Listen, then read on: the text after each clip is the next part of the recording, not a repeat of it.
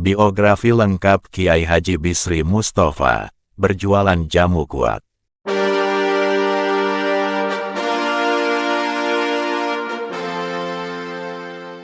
Assalamualaikum warahmatullahi wabarakatuh. Sebelumnya jangan lupa untuk like, share, subscribe dan komentarnya. Semoga yang like, share, subscribe dan komentar diberikan rezeki banyak dan bisa naik haji Makkah Madinah. Kelahiran Kiai Haji Bisri Mustofa.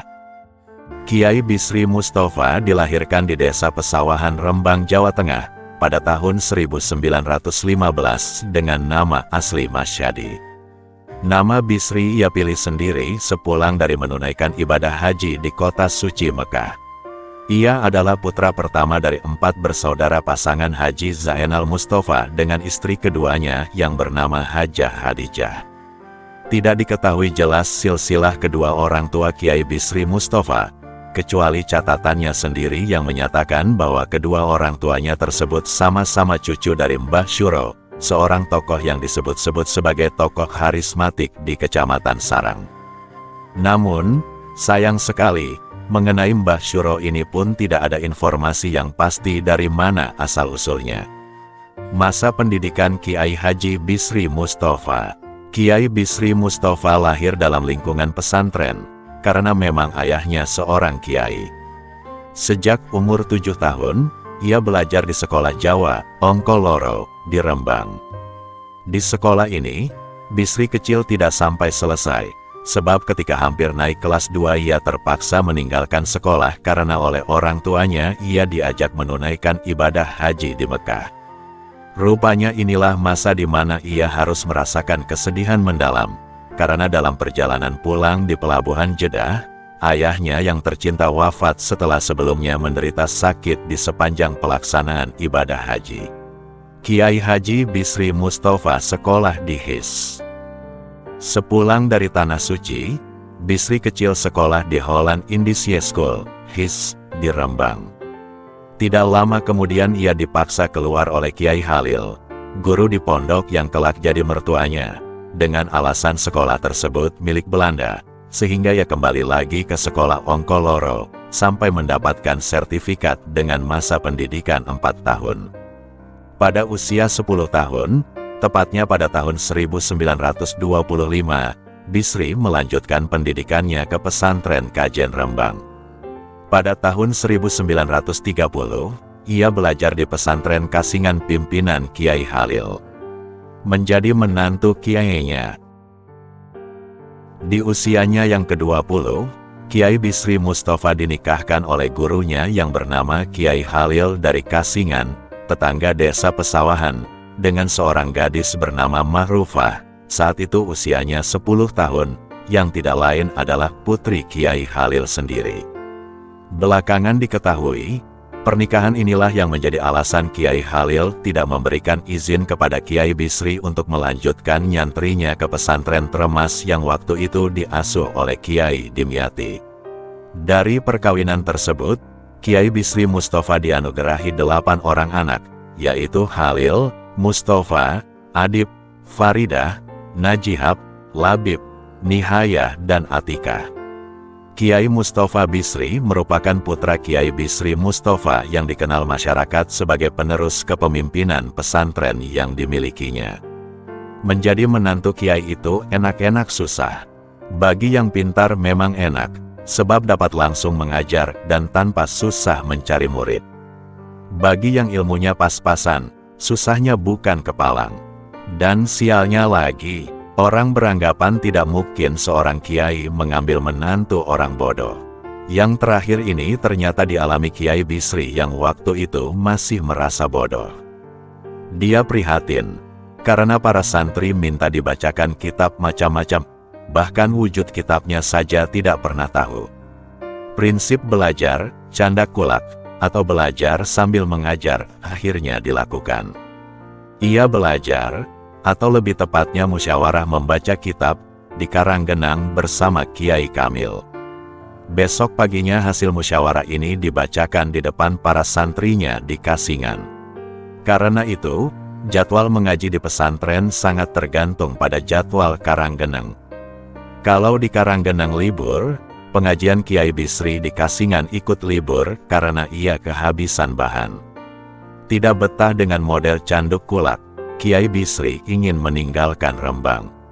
Yang penting pergi dari bumi panas, pesantren Kasingan. Maka begitu musim haji tiba, Kiai Bisri nekat pergi ke Mekah dengan uang tabungan dari hasil jual kitab Bijuraimi Iqna. Harga tiket berangkat haji waktu itu Rp185. Pada tahun 1936, berangkatlah Kiai Bisri ke Mekah untuk ibadah haji tanpa bekal yang cukup. Selama di Mekah, ia numpang di rumah Syekh Hamid Said sebagai hadam pembantu. Menjelang rombongan haji pulang ke tanah air, Kiai Bisri sedih akan teringat pengalamannya sebagai menantu Kiai dengan ilmu pas-pasan. Kiai Bisri memutuskan tidak ikut pulang bersama temannya, Suyuti, sementara tiketnya dijual. 1 tahun kemudian pada musim haji berikutnya Kiai Bisri memutuskan untuk pulang ke tanah air. Guru-guru Kiai Haji Bisri Mustafa di Mekah. Di Mekah, pendidikan yang dijalani Kiai Bisri Mustafa bersifat non-formal. Ia belajar dari satu guru ke guru lain secara langsung dan privat. Di antara guru-gurunya terdapat ulama-ulama asal Indonesia yang telah lama mukim di Mekah. Secara keseluruhan, guru-gurunya di Mekah adalah 1. Syekh Bakir asal Yogyakarta. Kepadanya Kiai Bisri Mustafa belajar kitab Lubil Usyul, Umdatul Abror, dan Tafsir Al-Kasyaf. 2. Syekh Umar Hamdan Al-Maghribi. Kepadanya Kiai Bisri Mustafa belajar kitab hadits Sahih Bukhari dan Sahih Muslim. 3. Syekh Ali Maki. Kepadanya Kiai Bisri Mustafa belajar kitab Al-Asbah wa An-Nadair dan As-Sunan As-Sitah. 4. Sayyid Amin. Kepadanya Kiai Bisri Mustafa belajar kitab Ibnu Aqil. 5. Syekh Hasan Masad. Kepadanya Kiai Bisri Mustafa belajar kitab Minhaj Zawin Nador. 6. Sayyid Alwi. Kepadanya Kiai Bisri Mustafa belajar tafsir Al-Quran Al-Jalalain. 7. Kiai Haji Abdullah Muhaimin. Kepadanya Kiai Bisri Mustafa belajar kitab Jam'ul Jawami. Menggantikan posisi gurunya. 2 tahun lebih Kiai Bisri Mustafa menuntut ilmu di Mekah. Ia pulang ke Kasingan tepatnya pada tahun 1938 atas permintaan mertuanya. Setahun kemudian, mertuanya, Kiai Halil, meninggal dunia. Sejak saat itulah Kiai Bisri Mustafa menggantikan posisi guru dan mertuanya itu sebagai pemimpin pesantren. Dalam mengajar para santrinya, ia melanjutkan sistem yang digunakan kiai-kiai sebelumnya, yaitu menggunakan sistem sorogan menurut bidangnya masing-masing. Beberapa kitab yang diajarkan langsung kepada para santrinya adalah Sahih Bukhari, Sahih Muslim, Alfiyah Ibnu Malik, Fathul Muin, Jam'ul Jawami, Tafsir Al-Quran, Jurumiyah, Matan Imriti, Nazom Maksud, Ukudil Juman, dan lain-lain. Di samping kegiatan mengajar di pesantren, ia juga mengisi ceramah-ceramah, pengajian, keagamaan. Penampilannya di atas mimbar amat mempesona para hadirin yang ikut mendengarkan ceramahnya, sehingga ia sering diundang untuk mengisi ceramah dalam berbagai kesempatan di luar daerah Rembang, seperti Kudus, Demak, Lasem, Kendal, Pati, Pekalongan, Blora dan daerah-daerah lain di Jawa Tengah. Santri-santri Kiai Haji Bisri Mustafa. Kiai Bisri Mustafa memiliki banyak murid. Di antara murid-muridnya yang menonjol adalah Kiai Saifullah, pengasuh sebuah pesantren di Cilacap, Jawa Tengah, Kiai M. Ansori, Surabaya, Kiai Wildan Abdul Hamid, pengasuh sebuah pesantren di Kendal, Kiai Basrul Hali, Kiai Jauhar, DRS Umar Faruk SH, DRS Fatul Qorib, dosen IAIN Medan, Haji Royani, pengasuh pesantren Al-Falah, Bogor, dan lain-lain. Masa pendudukan Jepang. Pada tanggal 8 Desember tahun 1941, Jepang mengumumkan perang melawan sekutu. Bulan Maret tahun 1942 Jepang mendarat di Jawa dan pada bulan itu juga Belanda menyatakan takluk pada bala tentara Jepang, Dai Nippon. Jauh sebelum Jepang mengumumkan perang, pemerintah Belanda sudah terlihat sibuk memasang perangkap maut di mana-mana dan membuat bunker perlindungan dan pengawasan diperketat. Jembatan yang diperkirakan akan dilalui Dai Nippon dihancurkan. Dunia pesantren gempar sebab para santri diminta menjadi milisi sukarela memperkuat barisan Belanda untuk menghadapi Jepang.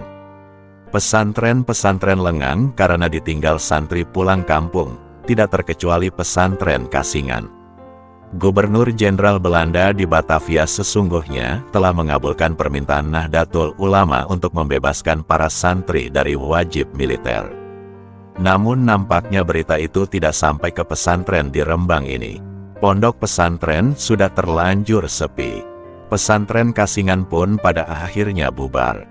Karena situasi kian mencekam, Kiai Bisri beserta keluarganya pergi meninggalkan Rembang. Konon, pantai Rembang dijadikan tempat pendaratan tentara Jepang. Sebagai seorang pengungsi, kehidupan keluarga muda dengan seorang anak, Khalil Bisri, yang belum genap setahun ini sangat menderita. Demikian pula kondisi rakyat ketika itu sangat menderita dan ketakutan. Tentara Jepang seenaknya sendiri memperlakukan orang. Bila ada wanita cantik, dikejar dan dibawa pergi, entah kemana. Banyak wanita pribumi yang memperburuk wajahnya dengan mencoreng arang. Jika ingin minum, Jepang menyuruh warga desa untuk memanjat kelapa.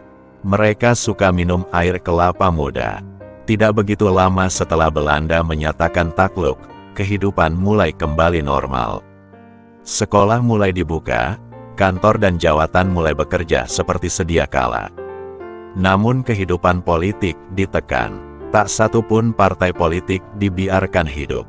Nahdlatul Ulama dan Muhammadiyah juga tidak diberi hak hidup. Pada saat itulah garis pergerakan terbelah dua, kooperatif dan non-kooperatif. Pada tahun 1943, Jepang mengadakan latihan alim ulama di Jakarta selama sebulan. Angkatan pertama dari daerah Pati diwakili oleh Kiai Abdul Jalil Kudus. Angkatan kedua diwakili Kiai Bisri Mustafa. Guru-gurunya yang juga ikut pelatihan ini adalah Kiai Wahab Hasbullah, H. Agus Salim dan Kiai Mas Mansur. Tidak diketahui secara pasti apa maksud latihan ini. Para peserta diberi pelajaran praktis dan studi kunjungan ke sekolah, perpustakaan, pabrik, dan pasar. Sebulan setelah latihan, MIAI dibubarkan. Sebagai gantinya, Jepang mendirikan Masyumi, Majelis Syuro Muslimin Indonesia, dengan struktur pengurus dari pusat sampai tingkat daerah. Waktu itu, semua umat Islam dianggap warga Masyumi. Ketua Masyumi tingkat pusat Kiai Hashim Asyari dari Jombang dengan wakilnya Ki Bagus Hadikusumo dari Yogyakarta. Sebagai alumnus pelatihan alim ulama, Kiai Bisri ditugaskan menjadi ketua Masyumi daerah Kabupaten Rembang. Di samping itu, ketika Jepang membentuk sebuah jawatan agama, Kiai Bisri diangkat menjadi Tiho Ito Shuki Shumubu di daerah Karesidenan Pati bersama Haji Mahmudi. Di tingkat pusat, jawatan agama ini disebut Shumbu, sedangkan di tingkat Karesidenan disebut Shumuka. Sebagai Shumubujo, ketua Shumubu pusat adalah Kiai Hashim Asyari dan dibantu Kiai Abdul Wahid Hashim dan Kiai Dahlan, masing-masing dengan pangkat Tiho Ito Shuki Shumubu. Tugas Shumubu, selain mendampingi Masyumi pusat, juga menyelenggarakan pelatihan-pelatihan ulama. Sebagai pegawai Shumuka daerah, Kiai Bisri Mustafa digaji cukup besar, Rp205.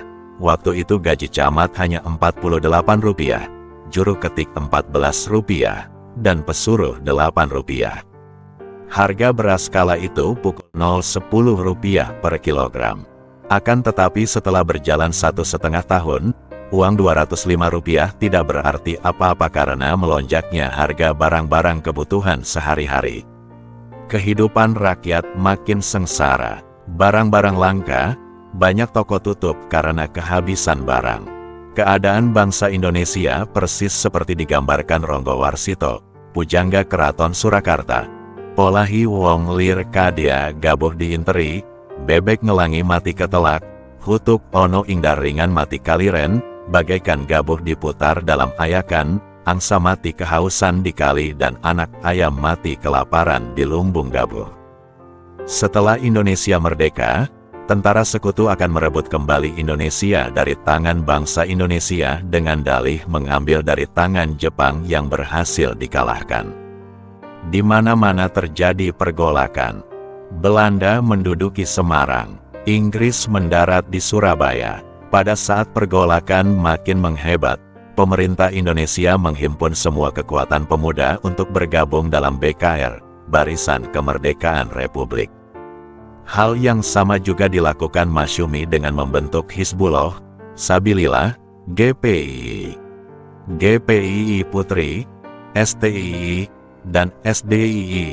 Di tengah-tengah pergolakan itu, Kiai Bisri Mustafa minta keluar dari jabatannya sebagai pegawai kantor agama, Pati. Ia memilih menjadi ketua Masyumi Rembang dan berjuang bersama tentara Hizbullah. Sejak saat itu kehidupan keluarga Kiai Bisri makin berat. Keluarganya terpaksa ikut makan bersama tentara Hizbullah, makan jagung. Sakit mata, kornea. Dalam kondisi ekonomi morat merit, Kiai Bisri Mustafa bersama keluarganya meninggalkan Rembang. Oleh sesama teman tentara Hizbullah, Kiai Bisri disarankan untuk istirahat dan berobat. Dengan bekal uang pemberian temannya, ia beserta keluarga meninggalkan markas. Semua maksud utamanya adalah berobat. Kiai Bisri sakit mata dan ia memerlukan kornea untuk dicangkokkan. Karena perbekalan habis di perjalanan, maka keluarga Kiai Bisri tidak mampu kembali ke Rembang. Dari Solo dan Yogyakarta mereka berangkat ke Jombang. Konon di sana ada seorang tabib kondang. Selama berobat, keluarga Kiai Bisri tinggal di Pare, mondok di rumah Makpuk. Karena rumah sang tabib terlalu sempit untuk menampung mereka. Setiap minggu Kiai Bisri pergi sendirian ke Jombang untuk konsultasi dengan tabib dan menanyakan apakah sudah berhasil memperoleh sumbangan kornea. Tabib berkata, masih menunggu dari rumah sakit. Sampai 6 bulan, ikhtiar itu tidak berhasil juga. Kiai Haji Bisri Mustafa berjualan jamu kuat. Sekembalinya ke Rembang, Kiai Bisri mencoba bangkit membangun kehidupan baru. Ia memilih berdagang garam, namun lagi-lagi ia jatuh. Satu gerbong garam yang dikirim ke Babat mengalami kegagalan, karena Belanda kembali menyerbu Rembang. Kiai Bisri meracik adonan itu dengan jagung. Mula-mula jagung dan merica digoreng agak gosong, lalu ditumbuk. Setelah lembut ia aduk dengan gula dan minyak sampai rata, jadilah jamu kuat, yang ia beri nama Majun. Di samping itu, Kiai Bisri juga membuat obat koreng. Bahan bakunya lemak sapi dan minyak jarak, digodok sampai lumat hingga menjadi semacam paslin, jadilah obat koreng. Perlawanan terhadap agresi Belanda. Masa menjelang kemerdekaan, Kiai Bisri Mustafa mendapat tugas dari Peta, pembela tanah air. Ia berpidato tentang kemerdekaan di seluruh karesidenan Pati. Ketika terjadi pergolakan, ia ikut menyerbu ke Sayung bersama barisan Hizbullah dan Sabilillah. Sewaktu di Jawa Timur terjadi Madiun Affair, 1949. Rembang pun termasuk daerah yang saat itu dikuasai Tentara Merah. Kiai Bisri Mustafa kemudian mengerahkan 4 batalion Hizbullah dari Jawa Timur, yaitu Batalion Sudirman, Batalion Halil Hashim, Batalion Abdullah dan Brigade S yang berhasil mengusir Tentara Merah dari Rembang. Ia juga pernah menjabat sebagai Kepala Kantor Urusan Agama dan Ketua Pengadilan Agama Rembang. Menjelang kampanye pemilu 1955, jabatan tersebut ditinggalkan dan mulai aktif di Partai NU. Dalam hal ini ia menyatakan, tenaga saya hanya untuk Partai NU. Di samping itu ia juga menulis buku. Antara tekstualitas dan rasionalitas. Tidak dapat dipungkiri, dalam lingkungan kaum muslimin ada dua kecenderungan berpikir, yaitu tekstualis, skriptualistik, dan rasionalis. Kelompok tekstualis selalu menjadikan ayat Al-Quran dan hadits sebagai dasar argumen, berpikir, dan bersikap tanpa sedikit pun ada usaha untuk menafsirkannya sesuai ruang dan waktu. Sementara kelompok rasionalis selalu memberikan interpretasi rasional terhadap teks-teks keagamaan berdasarkan kemampuan akalnya. Kiai Bisri Mustafa tidak termasuk di antara kedua kelompok di atas. Ia lebih cenderung berada di tengah-tengah antara tekstual skripturalis dan rasionalis. Sebagaimana terlihat jelas dalam kitab tafsirannya, Al-Ibris, Kiai Bisri selalu memberikan tafsiran terhadap ayat-ayat mutasyabihat dengan mengambil beberapa pendapat para mufasir disertai dengan argumen-argumen yang ia berikan sendiri. Dalam kitab tafsirnya itu tidak sedikit ditemukan uraian-uraian yang menyangkut ilmu sosial, logika, ilmu pengetahuan alam, dan sebagainya. Di bidang akhlak, Kiai Bisri termasuk orang yang sangat memperhatikan kondisi kemerosotan moral generasi muda. Lewat karya-karyanya di bidang akhlak itulah ia menyampaikan nasihat-nasihatnya kepada generasi muda.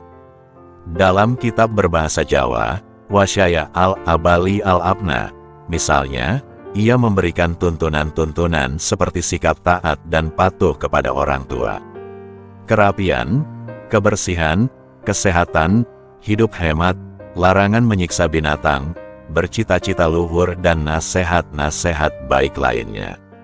Sementara dalam karya yang berbentuk syair Jawa, yaitu kitab Mudi Susilo dan Mitra Sejati, Kiai Bisri Mustafa menekankan sikap humanisme, kemandirian, rajin menuntut ilmu, dan lain-lain.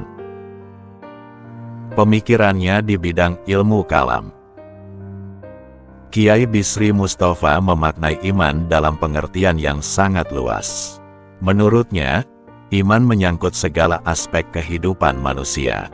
Karena itu, dalam berbagai uraiannya mengenai iman, ia acap kali mengaitkannya dengan persoalan-persoalan ekonomi, sosial, budaya, dan hukum Islam. Tetapi, secara umum karya-karya Kiai Bisri di bidang ilmu kalam atau tauhid ini menganut aliran Asy'ariyah yang berkembang di lingkungan kaum muslimin Indonesia, yang kemudian dikenal dengan aliran Ahlus Sunnah wal Jamaah. Sebagaimana aliran Asy'ariyah, Kiai Bisri menempatkan akal dan wahyu secara seimbang. Kemampuan akal, menurutnya, sangatlah terbatas dan karena itu membutuhkan bimbingan wahyu untuk mengetahui kewajiban-kewajiban manusia. Dengan kata lain, akal tidak dapat menentukan bahwa mengerjakan yang baik dan menjauhi yang buruk adalah wajib karena akal tidak membuat sesuatu menjadi harus atau wajib, sehingga wahyulah yang membawa kewajiban. Tetapi, manusia juga wajib menggunakan akalnya dengan baik. Pandangan yang cenderung ke arah Asy'arianisme ini juga tampak jelas dalam persoalan lainnya, seperti soal qada dan qadar. Menurutnya, perbuatan atau ikhtiar manusia dapat berpengaruh atas terwujudnya suatu perbuatan, meskipun pada akhirnya kehendak atau kekuasaan Tuhanlah yang menentukan. Atau dengan kata lain, manusia diberi kebebasan berbuat, tetapi Tuhanlah yang menentukannya. Pemikirannya di bidang ilmu fikih. Sedangkan pemikiran Kiai Bisri Mustafa dalam bidang fikih terlihat dalam pandangannya mengenai keluarga berencana atau KB. Menurutnya, manusia dalam berkeluarga diperbolehkan berikhtiar merencanakan masa depan keluarga sesuai dengan kemampuan yang ada pada dirinya. Dalam pandangan Kiai Bisri Mustafa, keluarga berencana diperbolehkan bila disertai dengan alasan yang pokok, yaitu untuk menjaga kesehatan ibu dan anak, dan meningkatkan pendidikan sang anak. Dalam bidang fikih, Kiai Bisri Mustafa cenderung mengikuti mazhab Imam Syafi'i, misalnya, mengenai masalah taklid. Menurutnya, orang yang bertaklid kepada Imam Syafi'i tidak harus mempelajari kitab-kitab yang diajarkan Imam Syafi'i. Namun taklid dapat dilakukan dengan mempelajari kitab-kitab yang disusun oleh para mujtahid mazhab.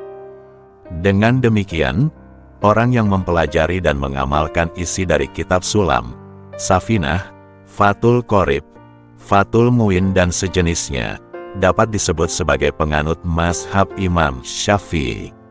Adapun yang dimaksud taklid, menurutnya, adalah berpegang dan atau mengamalkan keterangan seorang mujtahid tanpa mengetahui dalilnya. Dan hukumnya wajib taklid bagi orang-orang yang tidak mencukupi syarat-syarat sebagai mujtahid. Karya tulis Kiai Haji Bisri Mustafa. Kiai Bisri Mustafa banyak menulis buku. Hal ini, barangkali, dilatar belakangi salah satunya oleh kondisi semakin membludaknya jumlah santri. Sementara pada saat itu sulit sekali ditemukan kitab-kitab atau buku-buku pelajaran untuk para santri. Berkat kemampuan, inisiatif dan kreativitas yang dimilikinya, Kiai Bisri berhasil menyusun dan mengarang banyak buku. Selain ditujukan untuk kalangan santri sebagai bahan pelajaran di pesantren yang dipimpinnya, karya-karyanya tersebut juga ditujukan untuk kalangan masyarakat luas di pedesaan yang aktif mengaji di surau-surau atau masjid-masjid di mana ia sering memberikan ceramah. Karena itu, bahasa yang digunakan Kiai Bisri dalam karya-karyanya tersebut disesuaikan dengan bahasa yang digunakan para santri dan masyarakat pedesaan, tepatnya menggunakan bahasa daerah, Jawa, dengan tulisan huruf Arab Pegon, Arab Jawa. Di samping ada beberapa karya yang menggunakan bahasa Indonesia. Adapun jumlah karyanya yang ditinggalkan mencapai kurang lebih 54 buah judul, meliputi tafsir, hadits, akidah, fikih, sejarah Nabi, balaghah, nahwu, shorof, kisah-kisah, syairan, doa, tuntunan mudin, naskah sandiwara, khutbah-khutbah, dan lain-lain. Karya-karya tersebut dicetak oleh beberapa percetakan yang biasa mencetak buku-buku pelajaran santri atau kitab kuning. Di antaranya, percetakan Salim Nabhan, Surabaya, Progresif, Surabaya, Toha Putra, Semarang, Raja Murah, Pekalongan, Al-Ma'arif, Bandung, dan yang terbanyak dicetak oleh percetakan Menara Kudus. Karyanya yang paling monumental adalah Tafsir Al-Ibris, 3 jilid, dan Kitab Sulamul Afam, 4 jilid. Adapun bentuk karya tulis Kiai Bisri Mustafa dapat digolongkan ke dalam beberapa macam, yaitu bentuk terjemahan, bentuk nazam dan karangan dalam bentuk esai. Karya-karyanya yang termasuk dalam kategori terjemahan, diantaranya adalah 1. Ruwaihat Al-Aqwam Tarjamah Akidah Al-Awam. 2. Tarjamah Manzumah Al-Baikuni. 3. Tarjamah Nazam Sulam Munawarak fi Al-Mantik. 4. Tarjamah Al-Farahid Al-Bahiyah fi Al-Kawaid Al-Fikihiyah. 5. Durar Al-Bayan fi Tarjamah Syubul Imam. 6. Sulamul Afam. 7. Al-Aswad Al-Musofatuyah. 8. Tarjamah Jauhar Maknun. 9. Tarjamah Alfiyah Ibnu Malik. 10. Tiryakul Aghyar fi Tarjamah Burda Al-Mukhtar.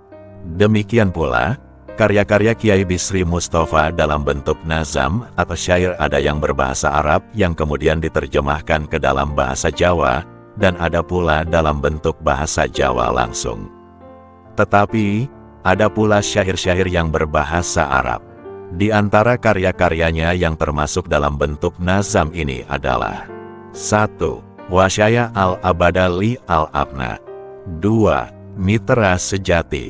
3. Ngudi Susilo. 4. Kitab Syiran. Sementara karya-karya Kiai Bisri Mustafa dalam bentuk esai ada yang menggunakan bahasa Jawa dengan huruf Arab Pegon, dan ada pula yang menggunakan bahasa Indonesia dengan memakai tulisan huruf Latin. Tulisannya dalam bentuk esai bahasa Jawa dimaksudkan sebagai bahan bacaan orang-orang pedesaan yang ingin mempelajari agama Islam. Ungkapan bahasanya mudah dipahami dan dicerna serta disesuaikan dengan kemampuan pemahaman masyarakat. Adapun karya-karyanya yang termasuk dalam bentuk ini adalah 1. Al-Idah Al-Jumuiyah, 2. Al-Hakibah, 3. An-Nibras, 4. Imamuddin, 5. Tarikh Al-Aulia, 6. Tuntunan ringkas manasik haji, 7. Islam dan keluarga berencana, dan karya-karya esainya yang menggunakan bahasa Indonesia terutama untuk membahas masalah-masalah yang sifatnya baru dapat dilihat dalam pembahasannya mengenai keluarga berencana, naskah drama, buku-buku humor, dan lain sebagainya. Di antara karya-karyanya yang menggunakan bahasa Indonesia ini adalah 1. Islam dan Salat, 2. Risalah Ahlussunnah wal Jamaah, 3. Naskah Sandiwara, 4. Metode berpidato. Dari 54 buah judul karya Kiai Bisri Mustofa itu, 5 diantaranya karya asli, yaitu Tafsir Al-Ibris, Islam dan Salat, An-Nibras, Islam dan Keluarga Berencana, dan Imamuddin. Oleh karena itu jika diklasifikasikan berdasarkan bidang keilmuannya, karya-karya Kiai Bisri ini dapat dilihat sebagai berikut. 1. Bidang tafsir. Selain Tafsir Al-Ibris, Kiai Bisri Mustofa juga menyusun kitab Tafsir Surah Yasin. Tafsir ini bersifat sangat singkat namun dapat digunakan para santri serta para dai di pedesaan. Termasuk karyanya dalam bidang tafsir ini adalah kitab Al-Ikhsyar yang berarti pengantar ilmu tafsir, yang sengaja ditulis untuk para santri yang sedang mempelajari ilmu tafsir. Khusus untuk kitab Tafsir Al-Elbrisli Marifah Tafsir Al-Quran Al-Aziz ini sesungguhnya selesai ia tulis pada tahun 1960. Kitab tafsir ini setebal 2270 halaman yang terbagi ke dalam 3 jilid besar. 2. Bidang hadits. Sulamu Al-Afam terdiri atas 4 jilid, berupa terjemahan dan penjelasan dari kitab Bulughul Maram. Di dalamnya memuat hadits-hadits yang berkaitan dengan hukum syara, secara lengkap dengan keterangan yang sederhana. Al-Aswad Al-Musafatuyah berisi tafsiran hadits Arba'in An-Nawawi untuk para santri pada tingkatan sanawiyah. Manzumatul Baikuniyah berisi ilmu mustalah hadits yang berbentuk nazam yang diberi makna gandul. 3. Bidang akidah. Ruwaihatul Aqwam, Durarul Bayan. Keduanya kitab ini merupakan karya terjemahan kitab Tauhid, akidah yang dipelajari oleh para santri tingkat pemula dan berisi tentang ajaran aliran Ahlussunnah wal Jamaah. 4. Bidang syariah. Sulamu Al-Afam li Marifati Al-Adilati Al-Ahkam fi Bulughul Maram. Al-Awaidal Mabahiyah. Tuntunan salat, manasik haji, Islam dan salat. 5. Bidang akhlak, tasawuf. Wasyaya Al-Abalil Abna. Syair Ngudi Susilo, Mitra Sejati. Kasidah Et-Ta'liqatul Mufidah syarah dari Kasidah Al-Munfarijah karya Syekh Yusuf dari Tunisia. 6. Bidang bahasa Arab. Jurumiyah, Nazam Imriti, Alfiyah Ibnu Malik, Nazam Al-Maqsud, Syarah Jauhar Maknun. 7. Bidang mantik, ilmu logika. Terjemahan Sulam Al-Munawarak memuat dasar-dasar berpikir, lebih dikenal dengan ilmu mantik atau logika. Isinya sangat sederhana tetapi sangat jelas dan praktis. Mudah dipahami, banyak contoh-contoh yang dapat ditemukan dalam kehidupan sehari-hari. 8. Bidang sejarah. An-Nabrasi, Tarikhul Anbiya, Tarikhul Aulia. 9. Bidang-bidang yang lain. Buku tuntunan bagi para mudin berjudul Imanuddin, Tiryakul Agyar, terjemahan dari Kasidah Burdatul Muhtar. Kitab kumpulan doa yang berhubungan dengan kehidupan sehari-hari berjudul Al-Hakibah, 2 jilid. Buku kumpulan khutbah Al-Idamutul Jumiyah, 6 jilid, Islam dan Keluarga Berencana, buku cerita humor Kasikul, 3 jilid, syair-syair, naskah sandiwara, metode berpidato, dan lain-lain.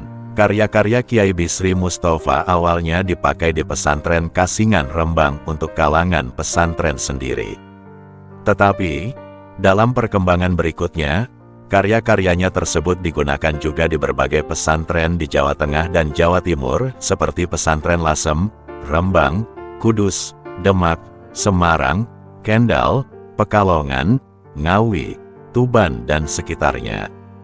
Karena banyaknya peminat, karya-karyanya tersebut kemudian diterbitkan ulang oleh beberapa penerbit seperti telah disebutkan terdahulu. Dengan demikian penyebarannya pun menjadi lebih meluas lagi.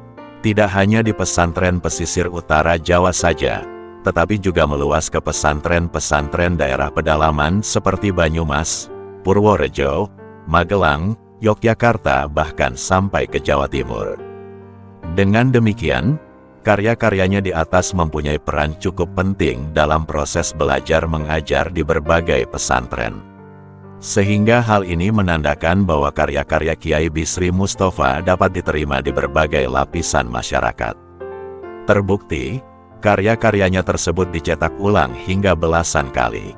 Di antaranya adalah kitab Al-Aswad Al-Mustafawiyah mengalami cetak ulang sampai 16 kali.